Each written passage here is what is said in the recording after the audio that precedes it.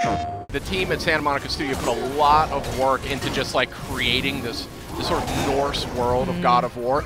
And, you know, that extends to the trolls themselves. They have a unique language that they speak amongst each other. So there's actually, this big fella's actually saying something, I don't know what, but I'm assuming it's like, get out of my way, pesky insect.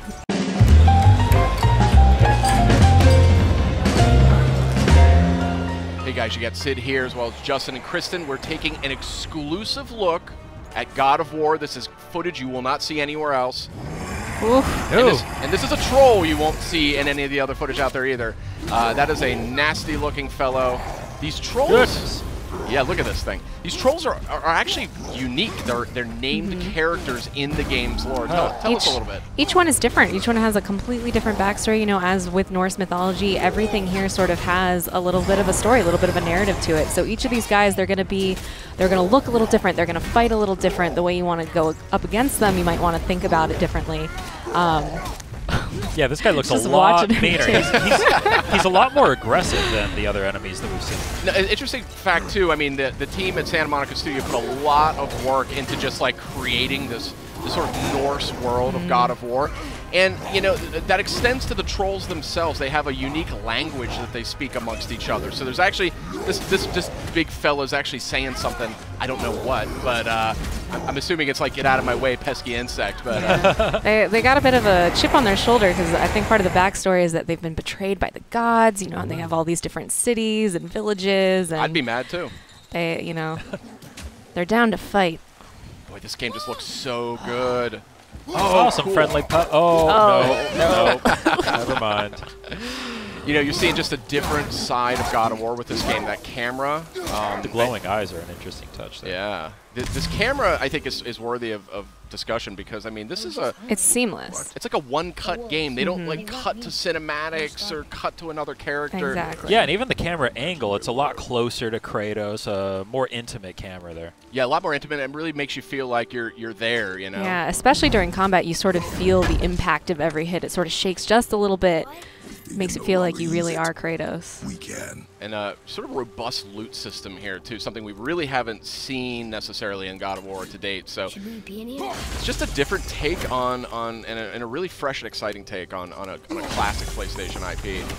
We're seeing some light puzzle elements, it looks like here. Nice. Notably, you don't have to mash the button to open chests anymore. And there's a lot of different kinds of chests. The animations are always different. Ooh, a purple thing. That's a way to enhance your health. Nice. So Cool. I think So the more of those puzzles that you find, they're sort of higher level loot that you're going to find in those rune chests. Never leave me alone again. Yeah, these environments. Look at this environment. I mean, just so detailed.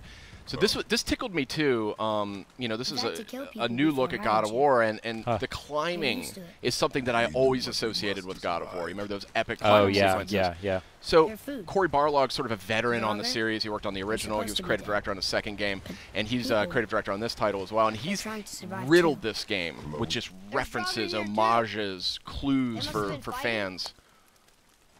I also just love these quiet moments though with Atreus, that as you're moving through the world, he's constantly, you know, commenting it with fresh eyes.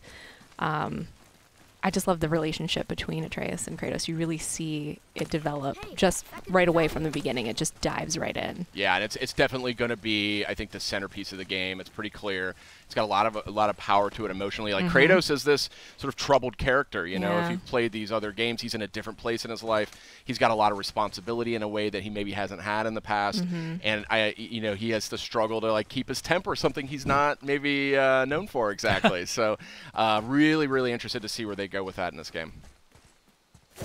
Yeah, it's interesting. It feels a lot more open, a lot more kind of catered to taking your time and exploring. Absolutely. Kind of punctuated by the fast action sequences. Has this been here all this time?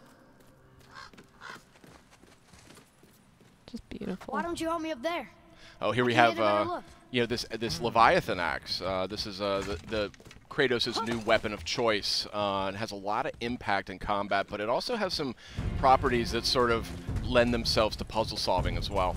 Wait for me, boy. This fog is gorgeous. Yeah, that is some crazy looking fog there. Atreus! Well, hope you liked exclusive sneak peek here at God of War. This is footage you won't see anywhere else, and we are all dying to play it when it launches on PS4, April 20th. See you next time.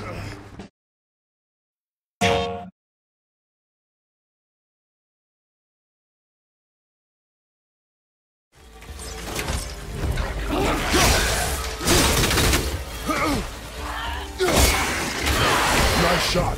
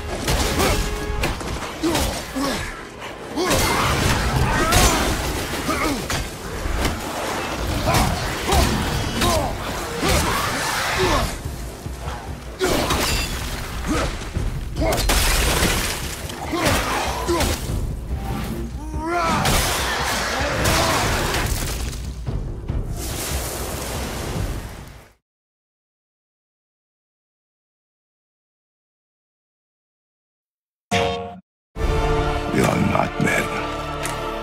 We are more than that. The responsibility is far greater.